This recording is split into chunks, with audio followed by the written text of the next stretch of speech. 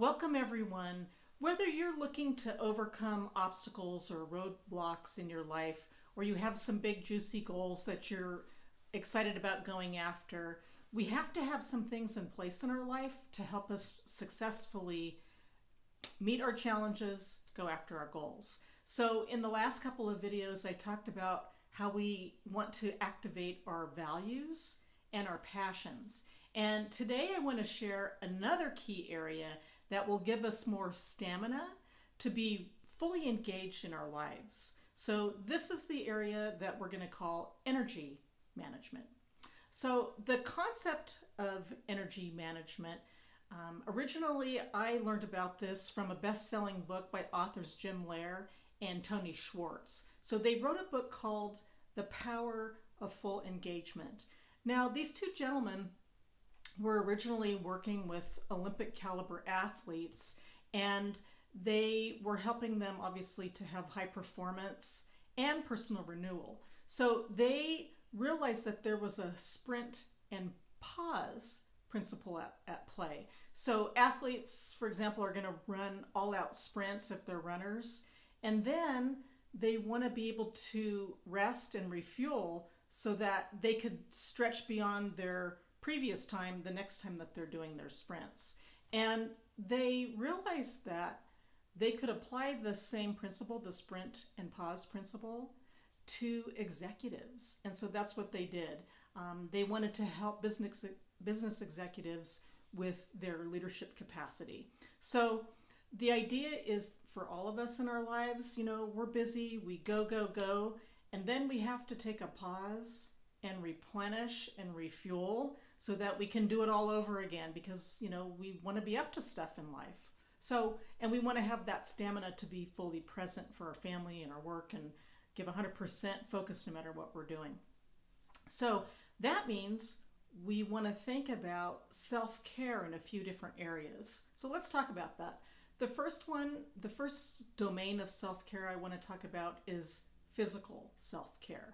So that's not just working out, but it's also our sleep habits. It's how we manage stress. It's doing timely dental and doctor appointments, and it's our sexual health. So when it comes to physicality and getting back in shape, if we decide we're going to start a program to just feel healthier, like start walking, start running, start swimming, doing something like that, if we wait initially till we feel like it, it's never going to happen. I just want to warn you right off the bat. You have to kind of ignore how you feel when you're starting something new. But being physically healthy is really important, because with my clients over the years, the folks that have no good health habits or physical exercise, I see a breakdown in every other area of their life. So obviously really important. The next one I want to talk about is intellectual self-care. And that is our personal growth, our continuous pursuit of learning new things, keeping our life fresh, education, engaging in different things. But really it's about, reading books, learning something, trying something new. It's our intellectual domain. There's our social domain. That's another area that we can replenish. We don't want to isolate ourselves. We need to have a really solid, supportive network of family and friends that can uplift us when we need it, that can challenge us, guide us, people that we can talk to. So we really want to enjoy our leisure time, and that kind of refuels us. That's a really important replenisher. Another one is our spirituality. And it doesn't necessarily mean what you think it means. I mean, it could certainly be your faith practices, going to church, but it's really the beliefs and values that help guide your life. So it could be a morning ritual that you do. It could be a meditation practice. It could be inspirational readings that you do each morning. But we're filling up our soul with some positives. So that's the a spiritual replenishment. And then finally, emotional. So emotional self-care it really involves awareness of our feelings and really paying attention to when we're feeling overwhelmed or stressed so that we can deal with those things positively. And we also want to cultivate some compassion and kindness and love for ourselves and others.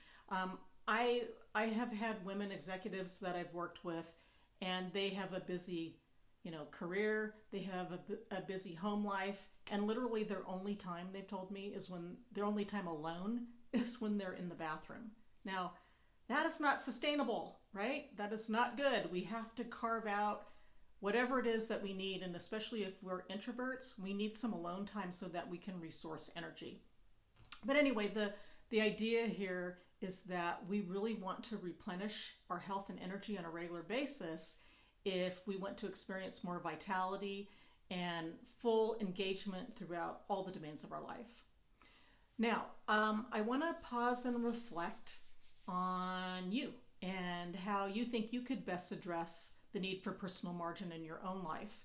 So I want to invite you to go back and listen to this again, listen to the 5 categories I shared, and think about, just kind of brainstorm a long list, write down a long list of some replenishers that you could do in all of these areas. And one thing that I should mention is that a replenisher is something that you could do on a weekly basis. So for example, you may love to go fly fishing, but if you can't fly fish more than twice a year, that's not going to be a replenisher. It needs to be something to help you add energy and vitality on a weekly basis. All right, so go through and just do, like I said, a long list of potential energy replenishers, and then go back to the list the next day and see if you can add anything in. And then finally, what I want to invite you to do is circle an initial top 4 or 5 actions that you could do that you think you could fit into your week initially, just to get this whole thing activated and going. It's not selfish. Like they always tell us when we're boarding a flight, we have to put on our own oxygen mask first.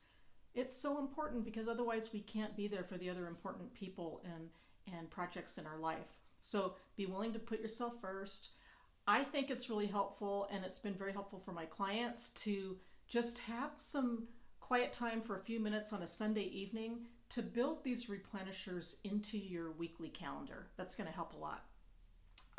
So if you need some extra inspiration, I wanted to tell you about something kind of cool. If you go to YouTube and type in Joan McDonald 73, her last name is Mac, Donald, Joan McDonald 73.